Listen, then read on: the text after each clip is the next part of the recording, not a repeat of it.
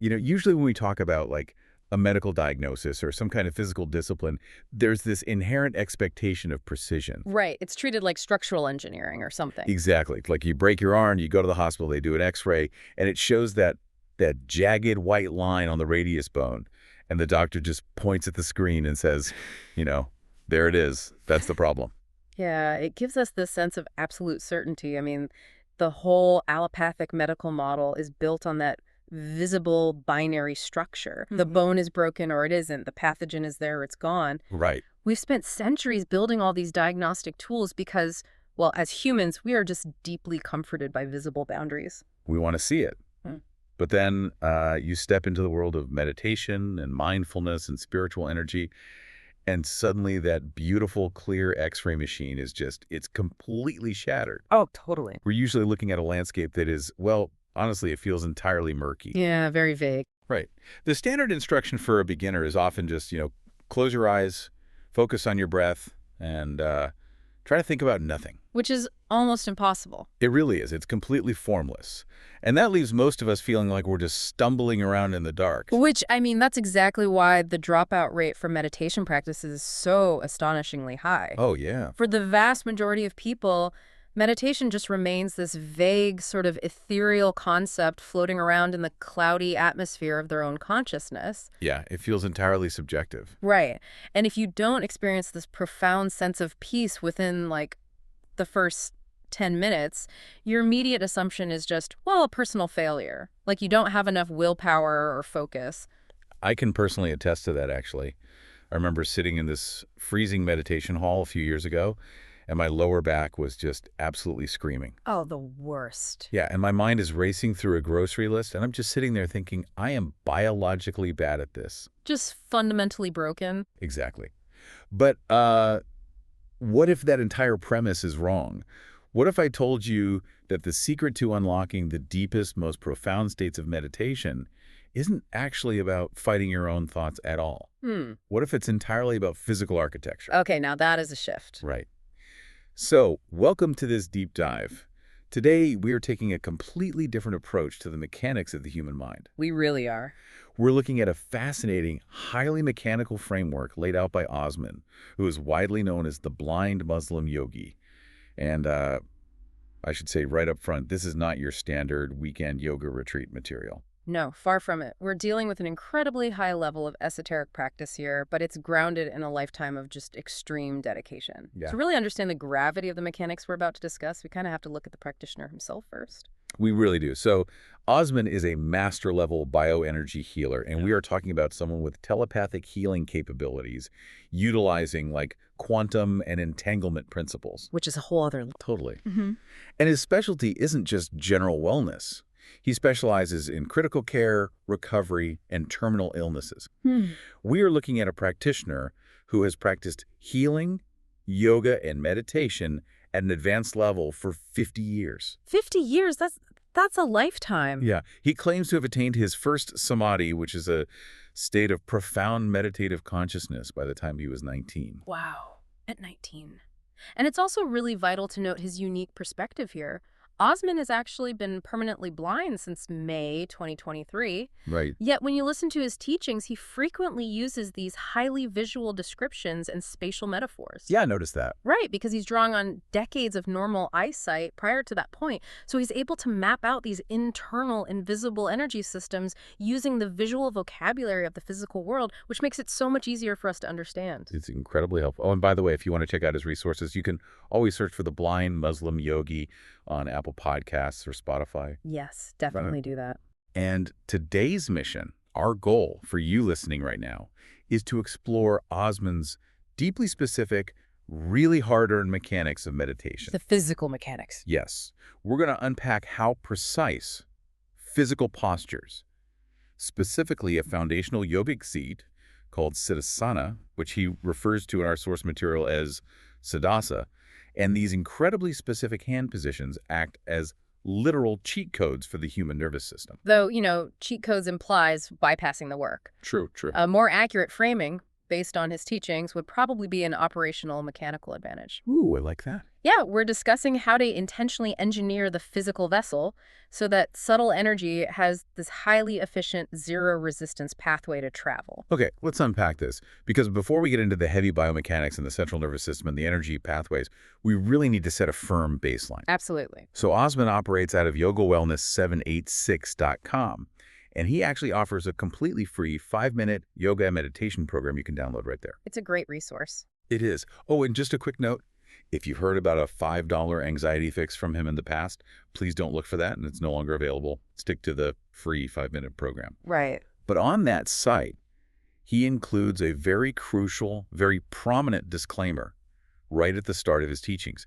He emphasizes that all of his therapies are natural-based. And that's key. Yeah, and they're absolutely not a replacement for medical treatment. He is explicitly clear about this. If you have a medical condition, you need to see a qualified, licensed medical practitioner in your locality.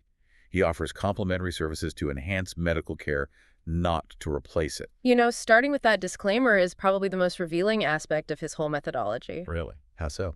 Well, when an audience hears phrases like master-level bioenergy healer or telepathic capabilities, there's this well-founded skepticism that kind of expects a complete rejection of modern science. Oh, totally. Yeah. Because in the broader wellness space, we constantly see this toxic polarization. Yes. It's usually pitched as this war between purely allopathic Western medicine on one side and then purely esoteric alternative healing on the other. And those two camps view each other with intense suspicion. Oh, yeah. But here we have an advanced mystic, someone who routinely deals with terminal illness recovery, who firmly roots his practice alongside modern oncology, cardiology, and general medicine. It's refreshing. It really is. By explicitly instructing his students to utilize hospitals and doctors, he establishes this immense baseline of credibility. He's acknowledging the undeniable physical reality of the human body. Right. And that tells us his approach to subtle energy is going to be equally systematic and logical. He treats energy healing as a biological enhancement, governed by its own strict physics, rather than some kind of magical substitute for surgery. It fundamentally changes how you listen to him. Like if a practitioner who can supposedly manipulate quantum entanglement is telling you, hey, make sure you still go to your primary care physician for your regular blood work. Right. You realize he's operating in reality. He isn't selling a panacea. So let's talk about that physical vessel. Let's do it. Because before we can talk about the mind expanding, before we can talk about reaching these incredibly deep, restorative, meditative states, we have to talk about how we are sitting. The foundation. We have to build the architecture of Siddhasana. This is where we really have to abandon the casual, modern instruction of, just find a comfortable seat. Oh yeah, toss that out the window. The architecture of Siddhasana is an exercise in extreme biomechanical precision. It really is. So Osman breaks down this specific posture, and I want you, the listener, to try to visualize this with us. Imagine you're sitting on the floor. It starts with sitting perfectly upright. Your two legs are straight out directly in front of you. Okay, so a standard L-sit position. Biomechanically, this is neutral. The pelvis is grounded, the hamstrings are elongated, and the spine is just stacking naturally. Right. Then you bend your right knee upward, so your left leg remains straight, but your right knee is pointing straight up to the ceiling. Got it. Then you drop that right knee out to the side, opening the hip. But here is the highly specific, non-negotiable mechanical instruction. This is the critical part. You take your right heel, you physically raise your body slightly off the floor, and you place that right heel directly against your perineum. Right. That sensitive space right beneath you at the very base of the pelvic floor, between the genitals and the anus. The positioning here is just so critical, and we really should explore why he emphasizes the perineum so heavily. Please do, because it sounds intense. It is. Anatomically, this area contains the perineal body. It's a dense knot of connective tissue where several vital pelvic floor muscles converge, including the pubococcygeus. Okay. It is also an area that's densely packed with nerve endings that communicate directly with the parasympathetic nervous system. Wow, okay. And crucially, Osman says you don't sit on the heel fully. Right, you don't just collapse on it. No. You don't just dump your entire body weight onto that tiny bone. He says you partially roll onto it, and then just roll slightly off it, so that the heel is actually propping you up. Like a physical wedge. Exactly. Yeah. Then you take the left leg, the main leg, you bend it, bring it straight up in front of you, Lift that left heel right above the pubic bone and just drop the left knee down to the opposite side. If you look at the geometry of what you just described, it is a tightly wound, completely interlocked physical structure, Sounds like a knot. basically. You've created a wide triangular base with the knees, but the center of gravity is entirely supported by that right heel acting as a structural column pushing up into the pelvic floor. But there's another detail here that really caught me off guard because it contradicts almost every picture of a meditating monk I've ever seen. Oh, the forward lean. Yes. You aren't sitting perfectly straight up like a wooden board. Osman says the mechanical trick is to be sitting slightly forward. You initiate a slight forward lean from the hips. He points out that this means when you rest your arms down, your wrists won't be touching your knees like you see in the movies. It's your forearms that will make contact with your knees because your torso is pitched forward. That forward pitch is actually a brilliant biomechanical adjustment. Really? Why?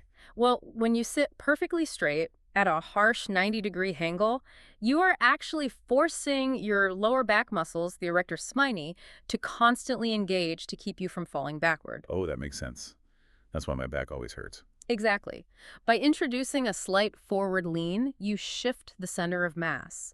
You align the cervical, thoracic, and lumbar vertebrae so they balance perfectly over the pelvic bowl. Wow. Gravity is no longer pulling you backward. Instead, it is anchoring you downward into that heel prop. And despite the geometric brilliance of this, I mean, let's be honest, it sounds absolutely agonizing for a normal person. It is. And Osman is completely transparent about this. He says, if you aren't used to sitting on the ground with open hips, dropping your knees to either side like this is going to be incredibly difficult. Oh, the tendons will scream. He says you're going to feel a massive burning strain in the inner tendons inside both of your thighs, reaching all the way deep into the pelvic region. Yeah, because he is demanding the body adapt to a shape it simply does not hold in our modern chair-based society. Right. We just don't sit like that. Never. Western populations suffer from chronically tight hip flexors and shortened hamstrings, precisely because we spend our lives in chairs, couches, and car seats. He said it took him 2 full years of daily practice to master just this sitting position. 2 years. 2 years, just to sit. He started with just a few minutes, crossed his legs until the tendons screamed at him, uncrossed them, and then slowly built up to 5 minutes, 10 minutes, an hour, 2 hours. The dedication is wild. So looking at this rationally, if it takes 2 years of sheer physical pain in your fascia and tendons just to sit this way, why not just sit on a comfortable couch? It is the most rational question a beginner can ask. Right. Isn't the whole goal of meditation to relax the body so the mind can float free? To me, this sounds like spending years building a custom, highly complex, stripped-down Formula One race car. Okay, I like this analogy. You're dealing with a painfully stiff suspension, a tiny claustrophobic cockpit, a temperamental engine, just to drive 2 blocks to the grocery store. Why go through the physical suffering when a Honda Civic, or in this case a living room sofa, gets you to the same grocery store? That Formula One analogy is actually the perfect lens to examine this because Osman doesn't dismiss the couch entirely. He doesn't. No, in the source material, he notes that in his earlier years of practice, he actually did meditate on a couch. He explicitly says, I have chairs, I have a couch, and I meditated on a couch and attained the highest levels of meditation. Wait, he achieved the highest levels on a couch? You did. Then why on earth is he torturing his tendons for 2 years to learn this specific painful pelvic lock? Because eventually, a master practitioner isn't just driving to the grocery store anymore. You want to take that car on the Autobahn, and a Honda Civic will literally disintegrate at 220 miles per hour. Okay, that paints a picture. The physical struggle of adapting to Siddhasana is an investment in high-velocity containment. Let's look closely at what that right heel is doing when it acts as a prop against the perineum. Okay. When you sit on a couch, or even just in a casual, loose, cross-legged position on a yoga mat, your body relies on constant micromuscular adjustments to stay upright. Over the course of a 45-minute meditation, your core fatigues. And the moment your core fatigues, you begin to slump forward. Your chest caves in. Exactly. And what happens biologically when you slump? Your diaphragm compresses, making your breathing shallow. The muscles in your neck strain to hold your heavy head up. Yeah, you start aching all over. Right. Suddenly your brain, which you are desperately trying to keep in a deep, formless, meditative state, is flooded with urgent, low-level alarm signals from your physical nervous system. Oh, wow. The body is essentially yelling at the brain, "We are collapsing. Engage the lower back muscles. Shift your weight. Adjust the shoulders." That physical slumping completely interrupts the mental focus. So the body distracts the mind. Precisely. But Siddhasana, with that heel acting as a structural wedge pushing up into the pelvis, eliminates the need for muscular endurance. It locks the skeletal structure into a self-sustaining tripod. So once you endure the 2 years of stretching the tendons and lengthening the fascia, Yeah. the body basically holds itself up for free. Yes. You remove the muscular effort entirely. Wow. You have built a rigid, perfectly balanced chassis that does not rattle at high speeds. The physical vessel is no longer a distraction to the mind. Okay, so the physical vessel is built, we've suffered, we've stretched, we have our structural wedge in place. Ready to go. But as Osman points out, that is just the container. We have to move from the physical struggle to the energetic payoff. Right, the fuel. Because the real reason he goes through this intense physical conditioning isn't just about achieving perfect posture. It is about what happens to the internal energy once the body is perfectly aligned and locked. The architecture only exists to support the payload. And in Osman's framework, that payload is massive. This brings us to a foundational concept Osman introduces called Kundalini. Now, for the listener who might be new to Eastern physiology, Kundalini is traditionally described in yogic texts as a primal, dormant energy located at the base of the spine. Right. Osman describes this energy when it actually awakens and begins to move as being so intensely powerful that it is literally overpowering. The word overpowering is not used lightly here. When a practitioner with 50 years of experience and a background in terminal illness recovery uses that term, we have to look at it biologically. What does overpowering energy look like in a human body? He says the human body simply cannot endure it or handle it on its own. When this Kundalini energy becomes active, it floods the system. If you were just sitting casually on a couch, it overwhelms the physical form. Which manifests physically. People who experience spontaneous, unmanaged energetic awakenings often report severe physical tremors, intense heat, rapid heart rates, and a feeling of immense psychological pressure. Sounds terrifying, honestly. It can be. The sympathetic nervous system essentially redlines. But Siddhasana provides the mechanical solution. Because of that precise physical lock, with the heel pressing directly into the perineum, it redirects all this intense, chaotic energy specifically to the base of the spine, and it forces it to shoot directly up the spinal column. Which forces us to look at the human nervous system differently. How so? Well, if we view the body through Osman's lens of a highly complex electrical grid, the anatomy makes perfect sense. The vast majority of your body, your arms, your legs, your internal organs, your skin, is wired by the peripheral nervous system. Right, okay. It operates on relatively low voltage. These nerves are designed for subtle sensory input, feeling a breeze, detecting a temperature change, standard motor function. So if you suddenly surge a massive amount of raw, high-amplitude spiritual electricity into that standard low-voltage grid, what happens? You blow a fuse, the system crashes. The biological wires physically cannot handle the current, resulting in those tremors and that overwhelming anxiety. The body cannot handle the amplitude. Wow. But the central nervous system, specifically the spinal cord, is anatomically and energetically designed completely differently. Okay, here's where it gets really interesting. To carry the electrical analogy forward, the spinal cord is the high-voltage power line. It is the heavily insulated central trunk cable built specifically to carry massive data and massive electrical current between the brain and the body. Osman is explicitly stating that the spine seems to be the only part of the human body with the unlimited capacity to withstand these exceptionally high levels of energy without short-circuiting. By sitting in Siddhasana, that physical pressure of the heel literally caps the energy at the base of the pelvis. It acts as a physical plug, preventing the energy from dispersing outward into the low-voltage grid of the legs and organs. It's like containing a blast. Exactly. It forces the power surge directly into the only conduit capable of handling the voltage, the high-tension wires of the spinal column. It is forced, pressurized channeling. And Osman says the practical result of this structural lock is an absolute efficiency multiplier. Oh, the speed of development? Yes. He claims that sitting in this posture makes developing your spiritual energy significantly faster. He quantifies it, actually. He says you progress double to 5 times as fast. That's huge. It gives the practitioner total grounded control over an energetic force that would otherwise just drown them in chaotic physical symptoms. This entirely reframes what we think of as meditation. In Western culture, we've commodified meditation into a passive state of relaxation. We view it as taking a mental vacation. Right, like it's a spa day for your brain. We sit down, close our eyes, and try to put the brain in neutral so we can coast away from our daily stress. Right, it's treated like taking a nap while awake. But Osman is describing meditation as highly active, rigorous energy management.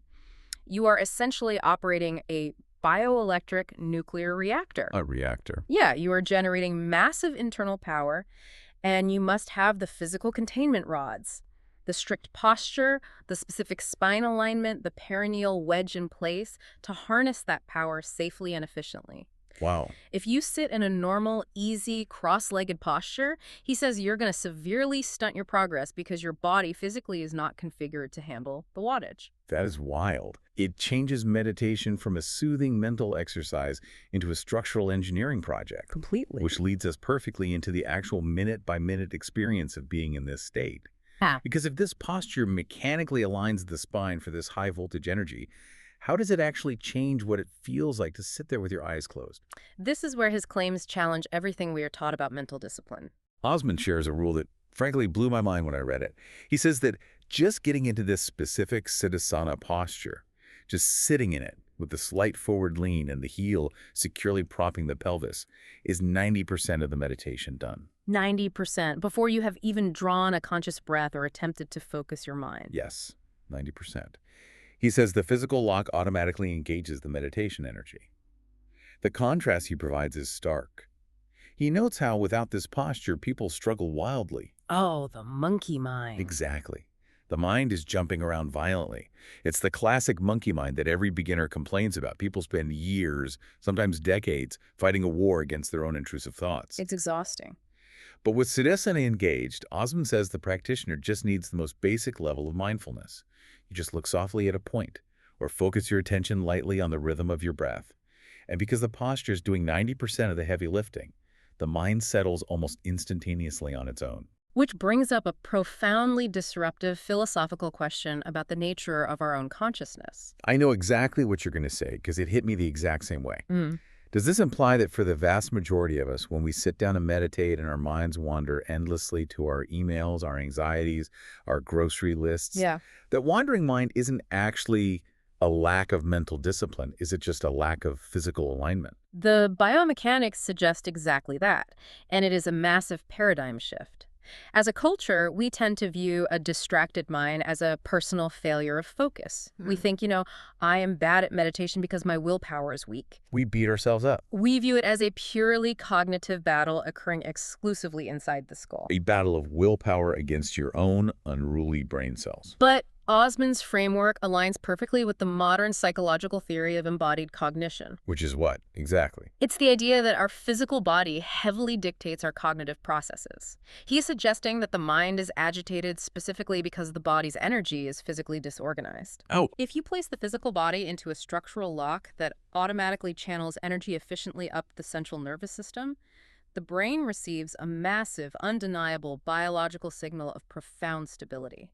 If the physical architecture automatically induces the meditative state, it means the body is the master leading the brain, not the other way around. The body is the steering wheel, and the mind is just the tires following the road. That's a great way to put it. And the personal timeline Osman gives to back this up is just incredible. He talks about his earlier days of practice decades ago, before he adopted these specific physical locking techniques.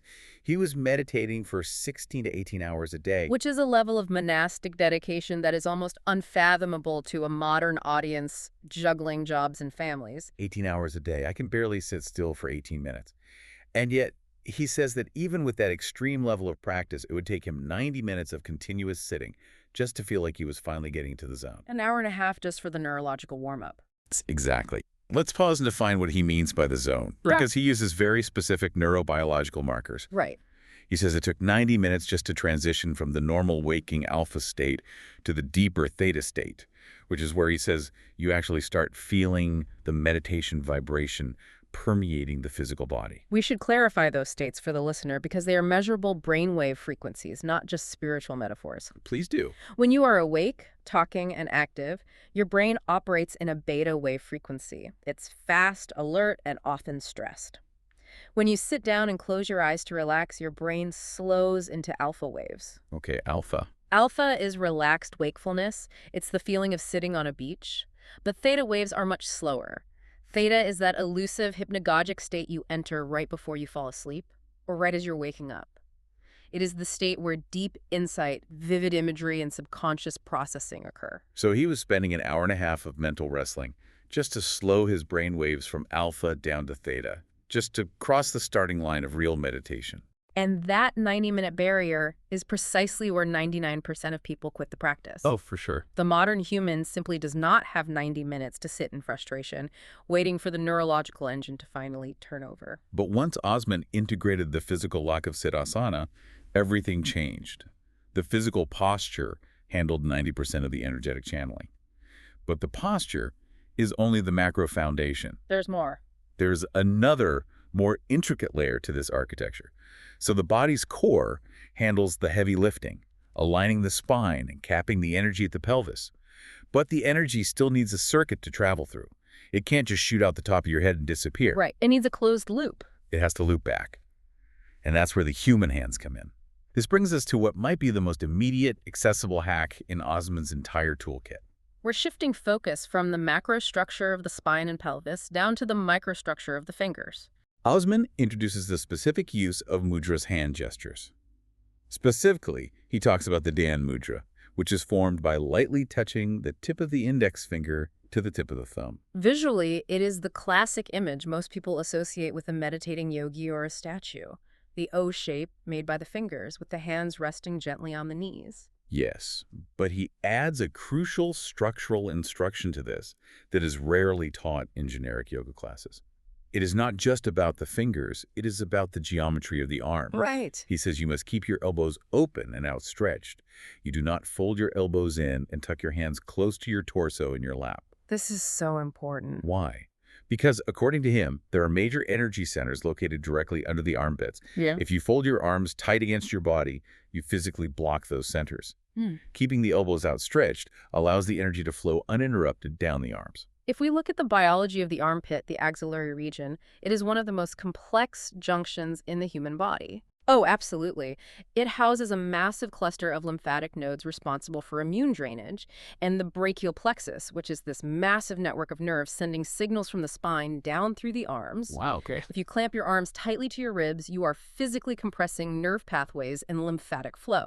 It's like kinking a garden hose. If you fold the hose tight, the water stops flowing. You have to open the angle of the hose to let the current run freely. And what I love about Osman's teaching style is how aggressively real he is about this. He fully admits that when he was first taught to hold his fingers in this specific mudra decades ago, he thought it was completely ridiculous. Which is brilliant. You have a master practitioner admitting his own initial skepticism. He literally says he thought touching his fingers together was hocus pocus and a total waste of time. I love that. He used to sit there holding his fingers in the O shape, feeling absolutely nothing, thinking, this isn't doing a single thing for my mind. That level of honesty is incredibly validating for anyone listening who has ever sat in a strip mall yoga class, awkwardly held their fingers together as instructed, and felt entirely silly because nothing magical happened. Exactly.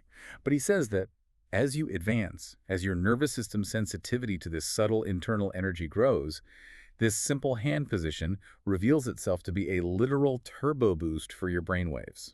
What's fascinating here is the sheer mathematical difference this turbo boost provides. It is what makes this so compelling. The numbers he claims are staggering. Remember, with his extreme 18-hour daily practice, he used to wait 90 minutes to hit the theta state.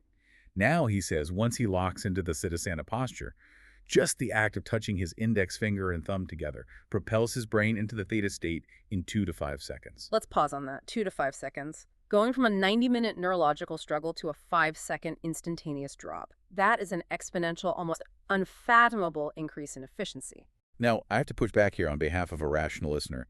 Is it neurobiologically possible to shift brainwave states from waking beta or alpha into deep theta in 2 seconds? An EEG machine barely registers a shift that quickly. It sounds like hyperbole. It sounds impossible if you view the brain as an isolated organ. But if you view the nervous system as a highly trainable plastic network, it makes perfect sense through the lens of classical conditioning and neuroplasticity. Okay, explain that. Osman has spent 50 years practicing. Through decades of repetition, he has heavily myelinated the neural pathways associated with this specific physical posture. Myelin is the fatty sheath that insulates nerves and allows signals to travel faster. Right. When he touches his index finger to his thumb, it acts as a profoundly deep, conditioned somatic trigger. His nervous system recognizes the physical shape and instantly cascades the neurochemicals required to drop into theta. It is biological efficiency earned through decades of repetition. So the hands are the trigger. And it doesn't stop at theta. He says that from that theta state, it only takes him 2 to 5 minutes to reach the delta state, which he describes as the no-thought state, the absolute silent deep end of the meditative pool. Delta waves are the slowest recorded brainwaves in human beings. They're typically only seen in the deepest, dreamless stages of restorative sleep. To remain consciously awake and upright while your brain operates in a delta frequency is the hallmark of a master. It's incredible. And this is where we have to look very closely at Osman's analogy of the body as an electrical circuit to understand how the hands facilitate this. It perfectly explains why he views this not as mysticism, but as applied mechanics. I really want to dive deep into this circuit analogy because he gives very specific, quantifiable percentages for how the hands act as electrical switches. To understand it, we have to acknowledge that the human body is quite literally an electrical machine. Every single thought you have, every muscle you twitch is governed by action potentials, electrical impulses generated by the flow of sodium and potassium ions across cellular membranes. Right, we are electric. We generate a measurable bioelectric field. If you sit down to meditate and you just rest your hands open on your knees with your fingers splayed apart, not touching each other. Osman calls that a completely broken circuit. He rates it at 0% efficiency. Right, because the energy pathways, the meridians, or the nerve endings in the fingertips are open to the air. The subtle electrical current hits the ends of your fingertips and dissipates. The circuit is open, the bioelectricity bleeds out. Makes sense. Now, Osman recognizes the reality of his audience. He knows that not everyone wants to sit in their living room holding a formal, ancient mudra. He says if you feel awkward, if you are afraid you're going to look like a big swami or a monk in front of your family, there is a mechanical compromise. You can just interlock your fingers, simply clasp your hands together in your lap. Anatomically, interlocking your fingers is profound. By clasping your hands, you physically connect the right hemisphere of the body to the left hemisphere. You are closing the loop. The energy that would have dissipated out of your right hand is now fed directly into your left hand, allowing it to cycle back up the arm and through the central nervous system. Osman rates this clasp hand position at 50% efficiency. 50% just from folding your hands. Yes. It is a closed loop, which is vastly superior to an open one, but it is a generalized, blunt connection rather than a precisely optimized one. Which brings us to the optimal configuration. The Dan Mudra, touching the tip of the thumb and the tip of the index finger together on each hand. He refers to this specific action as double locking the circuit. When you touch the index finger to the thumb on the right hand and do the same on the left, you are creating highly precise, localized microcircuits at the terminal ends of your major neural pathways. This, he states, operates at 100% efficiency. The ultimate turbo boost. Yes. And when you zoom out and look at the entire physical architecture we've discussed, when you combine the 100% efficient closed microcircuits of the fingers, the unblocked lymphatic and nerve pathways of the open armpits, the high-capacity insulated superconductor of the straight spine, and the immense physical stability of the heel propping the pelvic floor. So building an antenna. You have systematically transformed a noisy, chaotic human body into a perfectly tuned, zero-resistance antenna for subtle energy. The reason Osman transitions from waking consciousness to a deep theta state in 2 seconds instead of 90 minutes is because he has eliminated absolutely all physical and energetic resistance from the biological system. Unbelievable. The energy surges from the perineum, the spine handles the high voltage without trembling, the hand circuits loop the energy back inward, and the brain instantly surrenders into theta. It is brilliant. It strips the hazy mysticism completely out of the practice and treats the human body like the incredible programmable machine it actually is. But keeping our feet on the ground here, I know there is a listener out there right now thinking, okay, this sounds amazing for a master yogi who has practiced for 50 years and achieved samadhi at age 19, but I am an accountant. I sit at a desk 10 hours a day. My hamstrings are tight. Very relatable. I literally cannot bend my leg outward to put my heel against my perineum, let alone endure the tendon pain to hold it there. How does any of this intensely strict architecture apply to the average, inflexible person? And that question reveals the true value of Osman sharing these mechanics. He doesn't just leave it at the master level, locked away behind decades of pain. He uses his advanced understanding to provide a scalable blueprint for beginners who are starting from absolute zero. Right, he offers a very practical, step-by-step application for the listener to start today, and he starts with a massive point of relief: the backrest. Ah, the dreaded backrest. In so many strict traditional meditation circles, especially in Zen practices, using a backrest is viewed with deep disdain. It is seen as cheating or a sign of weak discipline. But Osman, the guy with 50 years of intense practice, says to absolutely use it. Use the backrest. He says if you need a backrest to stay upright, it is totally fine. In fact, he admits he uses a backrest himself whenever it is possible, and it does not hinder the process at all. If you lean your lower back against a supportive rest, your posture naturally becomes totally upright without muscular strain. Right. It achieves the alignment. This means your wrists will naturally pull back to rest on your knees rather than your forearms, and he says that is perfectly acceptable. The energy still flows because the spine is straight and supported. It is a purely pragmatic approach. The goal is to align the spinal superconductor, not to torture the lower back muscles. If external support achieves the alignment, use the support. And what if you are just sitting on your couch? You aren't doing Siddhasana, you have a backrest, you're just sitting normally watching TV or taking a break. Osman says you can simply cross your ankles down on the floor. Closing the lower biological circuit. Exactly. Just crossing your left ankle over your right ankle on the floor in front of your couch completes that lower electrical loop, stopping the subtle energy from dissipating through the soles of your feet into the floor. That's so easy. And then we get to his advice on handling the pain of eventually trying to cross your legs on the floor. I thought his approach here was incredibly practical and modern. It is essentially an exposure therapy approach to physical adaptation. Yes. He instructs beginners to sit on the floor and cross their legs until it physically hurts. Once it starts paining you, once the tendons in the inner thigh start screaming, immediately uncross your legs and just finish your meditation in a comfortable position. No unnecessary torture. So if you plan to meditate for a grand total of 2 minutes and your hips start aching after 15 seconds, uncross them, do 15 seconds of the intense optimal posture, and then do 1 minute and 45 seconds of totally comfortable meditation. What's fascinating here is the underlying physiological philosophy of adaptation. He is not asking you to fight through agonizing, joint-destroying pain to prove your spiritual worth. Right. He is treating the tendons, fascia, and nervous system exactly like a physical therapist treats muscles in a gym. You apply stress to the tissue just to the point of failure, in this case, 15 seconds, and then you rest. You allow the tissue to adapt and lengthen naturally. And you build that capacity up over years. He explicitly reminds us that it took him years to go from a few minutes of painful sitting to 2 hours of effortless Siddhasana. It is an incremental, lifelong journey, not a weekend workshop goal.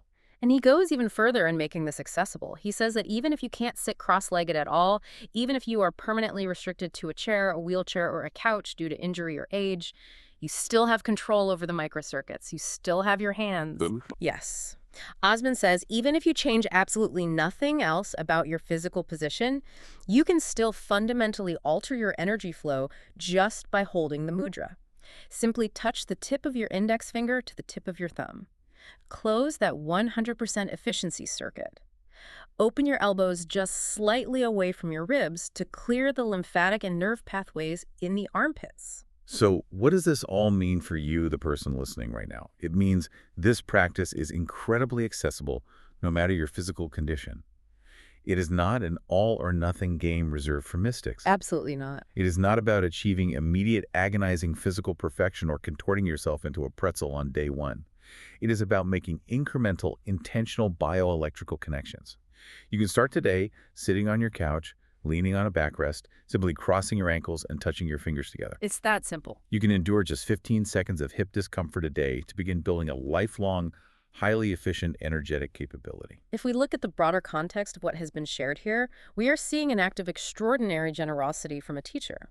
Truly. Here's a practitioner with 5 decades of experience who spent the prime of his life meditating 18 hours a day, who fought through those deeply frustrating 90-minute warm-ups for years before discovering and refining these physical mechanics.